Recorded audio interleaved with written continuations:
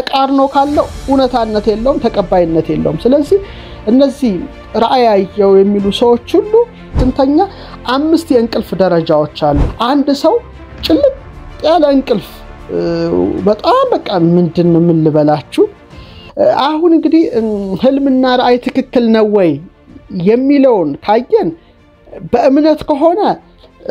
በቅዱሳት መጻሕፍት ሚዛን መመዘን መቻል አለበት ተቃርኖ ካለው እውነታነት የለውም ተቀባይነት የለውም ስለዚህ እነዚህ ራእያየው የሚሉ ሰዎች ሁሉ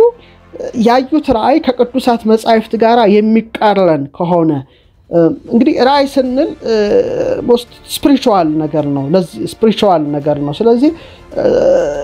ይሄ ነገር የሚያዩት ራእይ ከቅዱሳት መጻሕፍት ጋር የሚቃረን ያልሆነ ሐሳብ ከሆነ ይሄ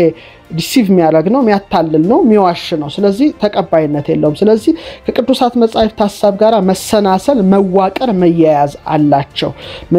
አላቸው አለበለዚያ ግን የስጋዊ እይታ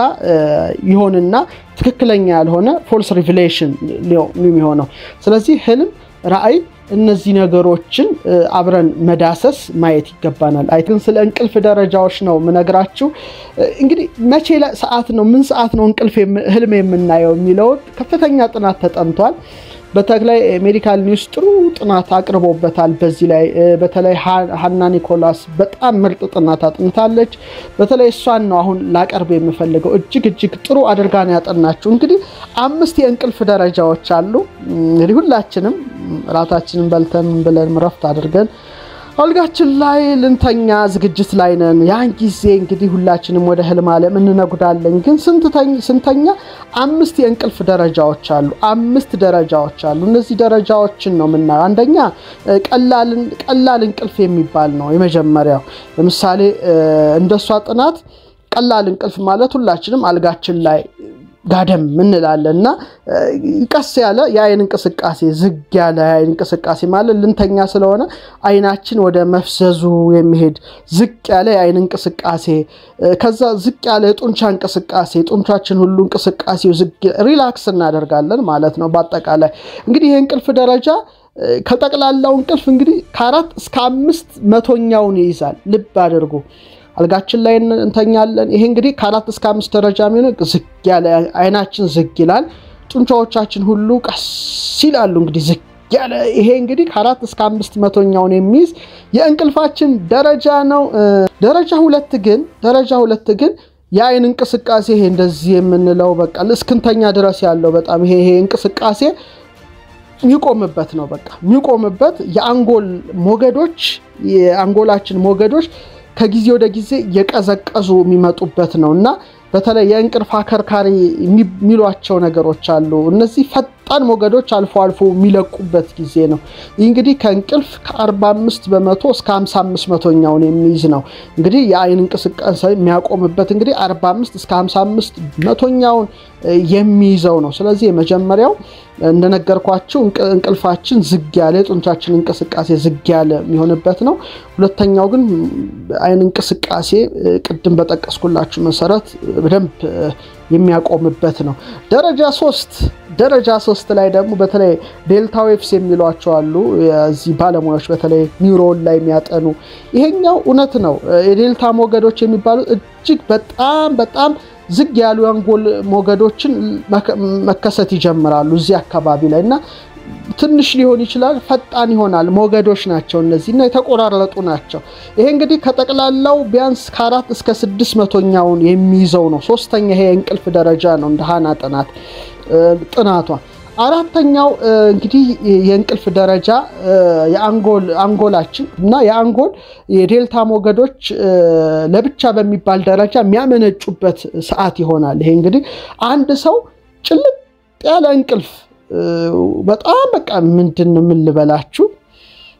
በግዕዝ 3 አይነት ነገር አለ ሰከበ የሚባል አለ ጋደም አለ ይኸውላችሁ የግዕዙ 3ቱን ደረጃዎች ይጽፋል በግዕዝ እነዚህ አሁን ሃና ያጠናችሁን ጥናት የሚገርማችሁ የጥንት ኢትዮጵያ ሊቃውንት እንቅልፍን ለ3 ከፍለውታል ሰከበ ስቴጅ 1 ጋደም ብሎና ኖመ ተኛ ስቴጅ 2 ደቀሰ ጨርሶ የሚተኛበት በቃ እንቅልፍ ድብን ያለ እንቅልፍ የሚወስድበት ደቀሰ ይባላል ሰከበ ይባላል ኖመ ይባላል ሰከበ ይባላል የእንቅልፍ ደረጃዎች ናቸው እነዚህ እንግዲህ ጥልቅ እንቅልፍ ተብሎ ወይም ጭልጥ ያለ እንቅልፍ ተብሎ የሚጠሩት እንግዲህ በ3 እና 4ኛ ደረጃ ወቅት ነው በዚህ ሰዓት አንድን ሰው ማንቃትም አይቻልም ብትጠሩት ተኩስ ብትተኩሱ ላይ ነቃ ይችላል በቃ ድብን ያለ እንቅልፍ የሚወስደን ሰዓት ነውና አሁን እዚህ ላይ የአይን እንቅስቃሴ ወይም የጡንቻ እንቅስቃሴ አይኖርም በጣም ማወቅ ያለብን አሁን ይሄ ነው ትልቁ ቁልፍ እዚህ አካባቢ ነውና ሰዎች ከጥልቅ እንቅልፍ ውስጥ ምናልባት ድንገት ብንን ብለው ከነቁ ከባድ ነው ለነሱ መሰመር የሆነ ነገር አስደንግጧቸው ብድግ ካሉ ተመልሶ እንቅልፍ አይወስደንም በጣም ጭልጥ ያለ እንቅልፍ ውስጥ እንገባ በቃ ትንሽ የመረበሽ ስሜት ሊያጋጥመን ይችላል ይሄ እንግዲህ ከ12 እስከ 15 መቶኛውን የሚይዘው የእንቅልፍ ተራ ነው ማለት ነው አምስተኛው ነው የመጨረሻው ደረጃ 5 ላይ ስንሆን ደግሞ በጣም ፈጣን የአይን እንቅስቃሴ ይሄ ቁልፍ ነው አሁን ህልሞች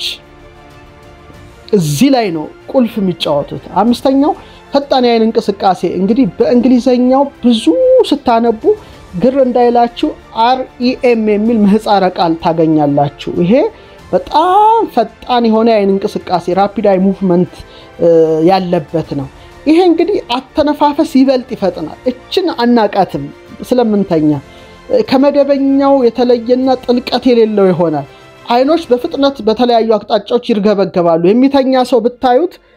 በጣም ከተኛ በኋላ እንዲህ ብሎ አይኖቹ ሲርገበገቡ ፈጣን እንቅስቃሴ ተኝቶ ታዩታላችሁ ማለት ነው የአካል ክፍሎቹ ጡንቻዎቹ ወደ መዝለፍለፍ ደረጃ ይሄዳሉና የልብ ምቱ በጣም የሚጨምርበት ጊዜ ነው ደም ግፊቱ ሞቅ ያለ ይጨምራል አልፎ ደግሞ እንዳንት የስሜቶች መነሳሳት ሊያስከትል ይችላል እንግዲህ REM አሁን ቅድም የነገርኳችሁ እንቅልፍ ወቅት ብዙ ያሉ ሰዎች ብዙን ጊዜ ያልተለመዱ ታሪኮችን ይገልጻሉ ከእንቅልፋቸው በነቁ ጊዜ እነዚህ እንግዲህ ህልሞች ናቸው እንግዲህ ከጠቅላላው የእንቅልፍ ጊዜ ከ20 እስከ 25 መቶኛውን የሚይዝ ነው አሁን እንግዲህ እነዚህ ምን ይላሉ እንደ ኒውሮ ሳይንሱ ለህልም መንስኤ የሚችሉ ከፈጣን የአይን እንቅስቃሴ ወይም REM እንቅልፍ ጋራ የተያዙ ማብራሪያዎችን አብዛኛውን ጊዜ ይሰጣል ስለዚህ ሰከበ በእኛው ቋንቋ ስናወራ በግዕዙ ጋደም ማለት አይንን የመጨፈን ጡንቻዎችን የማረጋጋት ሰከበ ጋደም አለ ኖመ መተኛት ደቀሰ ጨርሶ የማንቀላፋት ሳይንሱ ግን 5 ክፍልና የአይን እርግብግቦችን ጭምር ይጨምራልና አሁን ይሄ እንደ ኒውሮ ሳይንሱ ጥናት እነዚህ ፈጣን የአይን እንቅስቃሴዎች እንደ REM ስሊፕ ላይ ከእንቅልፍ ጋራ የተዛመዱ ማብራሪያዎች መሰጠት አለባቸው ይላልና ምንድናቸው እነዚህ ነገሮች እንዴት ነው ከሰውነታችን ጋራ የሚዋሃዱት እንዴት ነው ህልም ዓለም ውስጥ ሊያስገቡን የሚችሉት ካስገቡንስ ምን አይነት ህልም ሊያሳየን ይችላል የሚል ሳይንሳዊ ዴፊኒሽኖች በተለያዩ ተመራማሪዎች ይሰጣሉ እንግዲህ 5 ደረጃዎችን አይተናል በ5 ደረጃዎች ውስጥ የምናያቸውን የህልም አይነቶችን ባጭሩ ዳሰናል ደረጃዎች ሳይሆን ህልም አይነቶች ሳይሆኑ ህልሞች ምን ላይ ሊመጡ እንደሚችሉ ፐርሰንቶቹን ጭምር ሰናል